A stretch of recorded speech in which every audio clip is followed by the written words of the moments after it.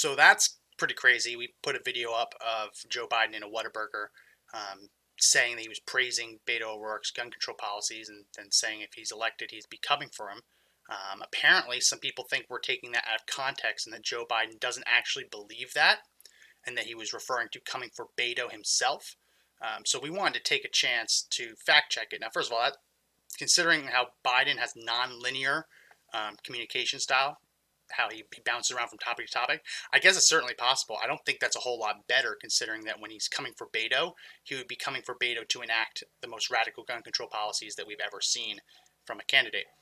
But we wanted to try and fact check this a little bit because the Biden apologists, the Biden defenders, are claiming that Joe Biden has never said that he supports gun confiscations, banning guns, taking away Americans' guns. So we want to fact check that because even if the claim that Biden was talking about something different, even if that's right, the facts still don't lie. So here's an interview from earlier in the year. It was an interview with Anderson Cooper, and they were talking about specifically what Joe Biden would do when it came to guns. Let's listen to this for a second.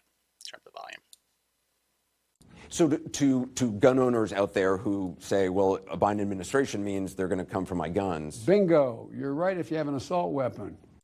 So he was asked point blank, what do you say to gun owners who are saying that if Biden wins, he's going to be coming for our guns, right?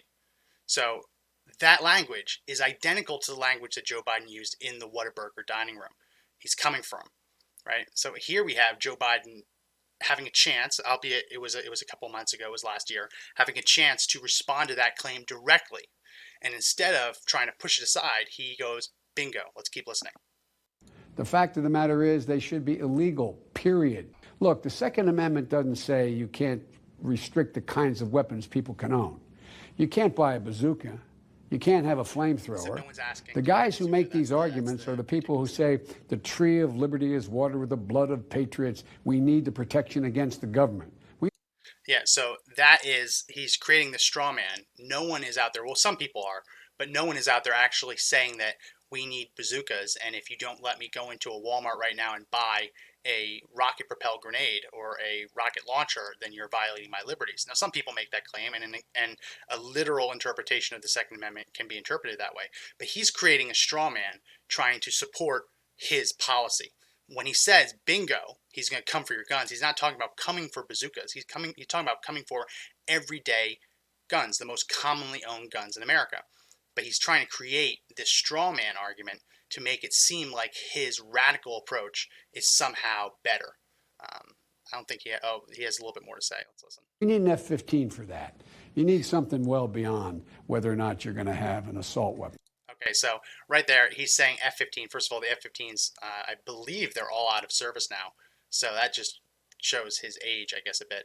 And I would love to hear him tell that to the Taliban or Al-Qaeda or any of the kind of militia forces that we've been spending the last, 20 years trying to destroy.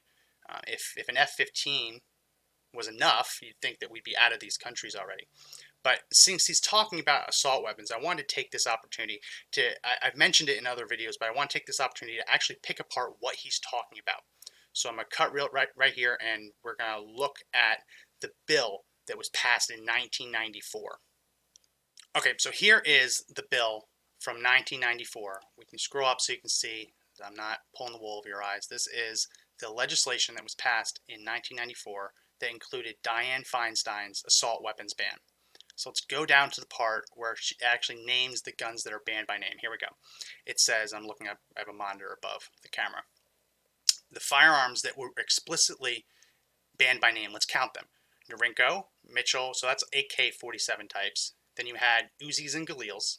So that's really 1, 2, 3, 4. I guess AKs are fine. That's 4, 5, 6, 7, 8, 9, 10, 11, 12, 13, 14, 15, 16, 17, 18, 19. And then they start talking about some other street sweepers, 20, 21. And then the definition for an assault weapon. So 21 guns that are banned by name. 21 guns that are banned by name. And you can fit them, with the exception of the street sweeper, you can fit them, if you squeezed it, easily you could fit all of these onto one page of the legislation. Let's real quick jump to the most recent assault weapon ban bill and see just how big this list has grown to. So here we are.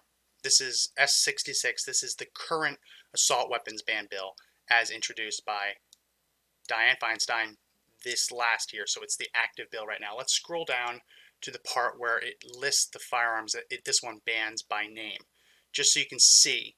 Obviously, all of this is all of the descriptions defining a copycat, which is much longer than the 1994. Okay, here we go.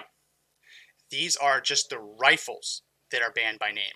You had AK type rifles. It lists 1, 2, 3, 4, 5, 6, 7, 8, 9. I'm not going to count all these. I've actually counted. There's over 200 of these.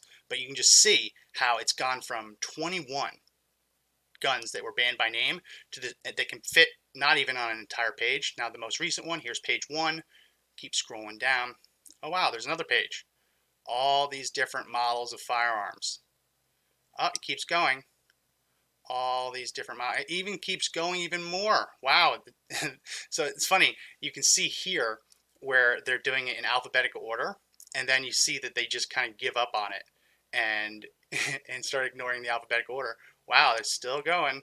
Oh, all these different Thompson rifles. Can't have people going around with Tommy guns. Oh, and now they have a pistol section, which they didn't have back in 1994. Here's the pistol section, the pistols that are banned by name. Wow. Yeah, I don't see bazooka. You can't see bazooka on here anywhere. Keeps going. All the guns. Okay, so then it stops here with FN M249, which is a semi-automatic version of the actual belt-fed machine gun. That's pretty funny. So here we go. The first original 1994 bill had 21 guns banned by name, and you could fit it on less than a piece of paper. Here you have 1 page, 2, 3, 4, 5, 6, 7, 8, 9. 9 whole pages of guns that are banned by name. So when you hear Joe Biden say, yeah, if you own an assault weapon, he's coming for the guns, bingo, right? He's not apologizing for that. That's his position. But he's trying to convince you that he's only going after the list of guns from 1994.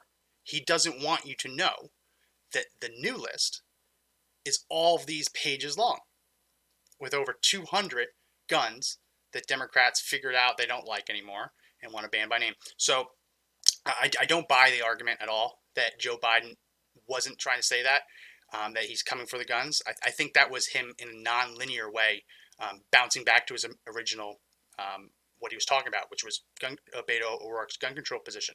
But even on the off chance that he was not making that claim, we can still clearly see when he was asked about that, are you coming for the guns? He said, bingo.